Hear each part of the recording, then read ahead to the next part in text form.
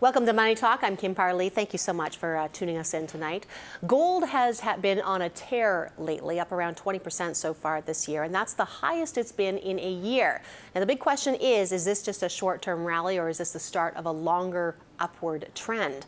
My guest tonight is no gold bug, but he thinks there could be another 20% upside for gold in the short to medium term.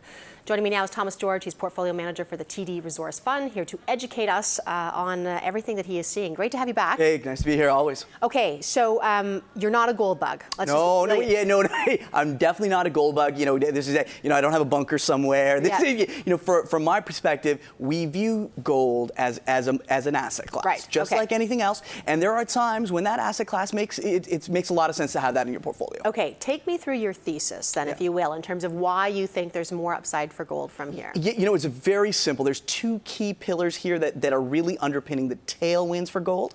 First is negative yields globally. That's one big trend that's happening, and that's one critical underpin. And the second is declining U.S. real rates. And I think we're going to discuss both of those, but I think those are two critical pieces of a very powerful story here. Okay, take us through the first one. Okay, so when we think about negative yields, this is. I just want to really step back here and come back to the global financial crisis. Yeah. Troubling time, effectively what ended up happening, where central banks started to really chase these unconventional monetary policies, things we've never tried before. Right. Quantitative easing 1, 2, and many more to come. From ZERP then to NERP. Yeah, NERP. Yeah, and now we are at NERP, right? And so let's think about this. Why were they chasing these unconventional monetary policies?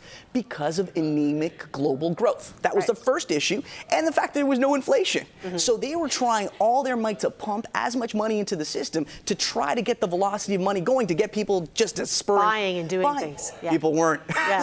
So welcome to the world of negative interest rates. Right. So why are we going down this route, and why have 5 countries chosen to go down this route? Basically the same reasons. First and foremost, they're trying to just spur growth, trying to push people away from safe asset classes into, more speculative. Take a risk. Invest in a business, do something. Exactly. Yeah. And secondarily is to devalue their own currency. Because if you can't do it the other way, you may as well just reduce your interest rate, which creates an interest rate differential issue. Yeah. Then ultimately that should devalue your currency. So those are two key points to why a central bank would want to chase this NERP, negative interest rate policy. Okay, so that is one, just to set the stage for what we're dealing with. And the other, though, you're talking about is what?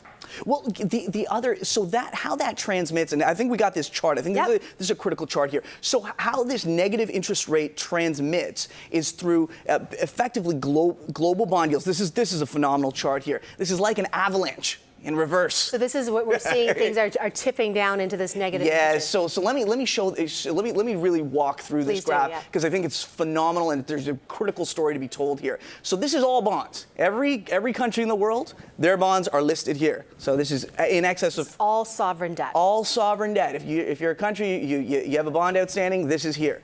So we come into 2014, mid 2014. These bonds, as you would if I'm, lending to a country, I would want an interest rate on that. But then something interesting happens here. In mid-14, you start to see this red start to creep. These are the bonds outstanding, sovereign bonds outstanding, with negative yields. So globally today, nearly 1/4 of all global bonds have negative yields. Right. This is bizarre and perverse at its core. The whole point of buying a bond, just to remind everybody too, is stability. Absolutely. And getting your money back. Right? Exactly. Yeah. Now I got to pay somebody for the privilege that my money's safe. And what this all really does, it's very, very simple. So coming back to the core, we have central banks doing really funny things. We got global bonds saying, what does negative yields mean? That means people think there's absolutely no growth and we're heading into deflationary spiral. Right. Right. So what does that mean for gold? Negative interest rate policy? Because I always thought gold was more of an inflation hedge. And I'm going to touch on that. And what I would simply say here is, when you're doing, simply put, this whole idea, here's, can I leave my money with you and I have to pay you? No. So what that does for gold is it makes it, you're more likely to hold gold because you don't have to pay anyone to hold it, right? Well, it's actually, the return is better on gold than on negative interest rates. Exactly. You would think. Exactly, right? Yeah. So that's critical here. And I think you've hit a really critical point here. Gold has traditionally been seen as an inflation hedge. And I think the way I really want to classify gold, it's both an inflation and deflationary hedge. The way I like to think about it, it's a hedge against extreme monetary policy. Right. So the inflation side is very simple to understand, right? Yeah. So, you've got $1. And inflation runs wild. In fact, it doesn't buy as much. It doesn't buy as much. Your purchasing power goes down. So that people can conceptually understand that. The deflationary side is more nuanced, right? And I'm gonna help explain that. The deflationary side is more nuanced, but just as powerful. And I would argue that gold's going to get to new high levels through this deflationary side of it. I want to bring up a chart here. You've got here a 10-year U.S. real yield. Oh yes, this is it. So let's bring this chart up and explain to me why you've brought this into the conversation and what we're looking at here. Okay, so this is critical here, and this is going to underpin how we think about gold. Again, we think of gold as a financial asset class. And this is not about bunkering down. This is how we think about it. Real yields drive it, right? So what is a real yield? I'm going to back it up a bit. Yep. So a nominal yield is simply it's that rate that you're going to get on a 10-year bond, and then you have to subtract inflation because that's eroding your purchasing power, which is low, which is still relevant. Exactly, and then what you're left with is this real yield. So the real purchasing power yield on that bond that you've lent out. So this is a U.S. 10-year nominal real yield. So what that is looking at the 10-year bond and subtracting inflation and what you're left with. So in 2000, we were just over 4%. That's reasonable. That's probably the right number I want to give if I'm going to give some money to the government. What you see here is this structural decline, falling all the way to where we stand today at 0.35%. So if you think about this is the critical thing that underpins gold. And we've done massive back studies looking at every possible which way what could drive gold. It's real yields. If you can if you're not getting your money, with Uncle Sam, you've got an issue right here. And so that's the critical way to think about it. And this whole nominal take away inflation can explain both inflationary times and deflationary time. Very much so. Okay, so we're looking at what is here, gold and gold price implied by the U.S. 10-year real rate. Again, real rate being real yield. Exactly. So I'm going to walk through this slowly. Important because this is a very critical chart. We came up with this. My fantastic associate Annie Zhang is behind the power here. So we're going to walk through this. So the green line here is gold. That's the gold price. That's simply the gold price. And the orange line there, that is the implied gold price when we use our regressive analysis looking at the historical correlation of gold relative to 10-year real rates. So simply put, at any point in time, I input the U.S. real rate, we can get that. We know nominal minus inflation gets us the real, and you can tell where the theoretical price for gold should be. And that's that orange line. And what you can see here, there's a strong link, right? Over a long period of time, there's a strong correlation here. And so where we're sitting today at 0.35, that tells us that gold should be at $12.65. And where it is now? Basically $10 away. So we are damn close. So this model is phenomenal. It tells us where it should be. Now, critically, the real question is where real yields go. Right. And that's that backdrop thinking, we got an issue here, twofold issue. We've got global negative yields and we've got declining U.S. real rates. So those two issues, if I tell you that the lower U.S. real yields go, the higher the gold price should effectively be. So where do you think those yields are going? Down. Yeah. Down for sure. What we see here is a real conundrum for central bankers. They're effectively pushing on a string. There is no doubt about that. They're pushing on a string. If you can't get people to borrow money and at negative whatever, you're in a jam, right? So the real question is, how exotic do they get? Where do they go? What's happening? That's going to be the real challenge. That's going to be the real challenge. And I can tell you that unless we can find growth, and the real question here is that central bankers are going down this very unconventional monetary policy pathway because we are in an over-leveraged society as it is, right? Nobody wants the debt. Nobody wants the debt, right? So what central bankers fear against anything in the world is deflation. Because you owe a debt that was last year's money. You got to pay that interest rate on when interest rates were positive and today's interest rates are negative. So the real, it's a debt servicing issue. That's the critical point here. So when people say we're in a deflationary environment, so what you've just told me, because nominal yields are here and deflation's here, there should be that nice real yield spread. It doesn't happen like that because central bankers, as much as they've been maligned for where we're at today, they're not completely asleep at the wheel. Right. Because to be completely asleep at the wheel, you wouldn't even be trying to do something because you got to get ahead of it. You got to get ahead of it because once that deflationary spiral starts, then bad things happen. Okay.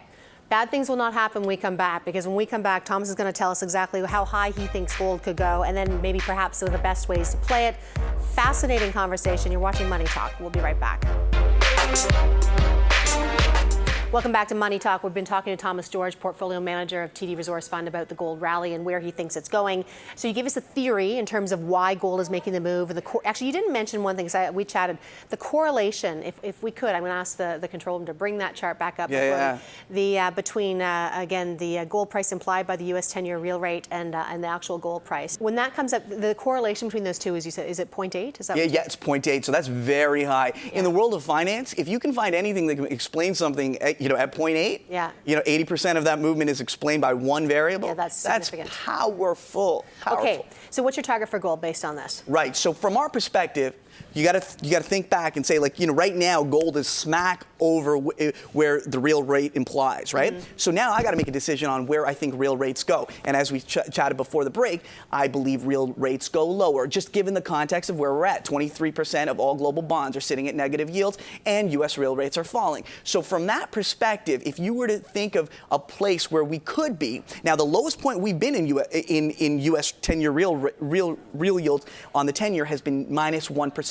I view that we can easily get to minus 50 basis points, so 0.5%. And that would imply a gold price of $1,530, which is 20% upside from here.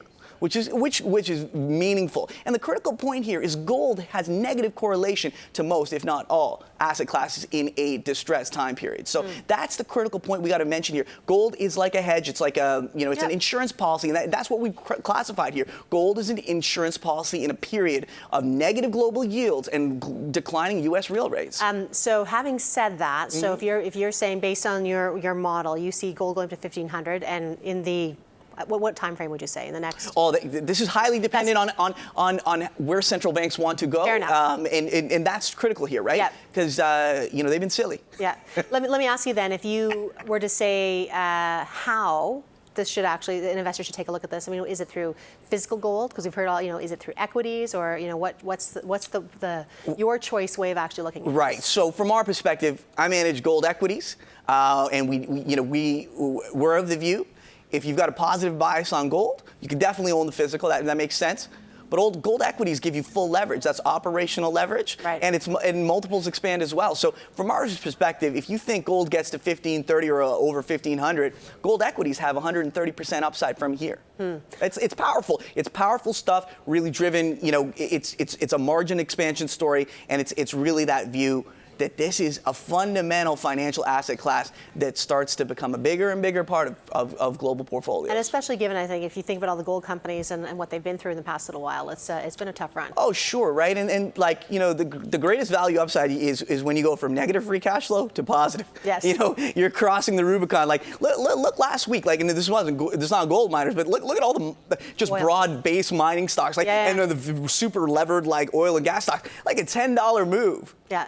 And these things are up 200%, right? So that you can easily you can easily understand that. Well, thank you for the education. No, it's thank you. Fantastic having you here. Appreciate it. Thomas George, portfolio manager with the TD Resource Fund, joining me here in the studio. All right.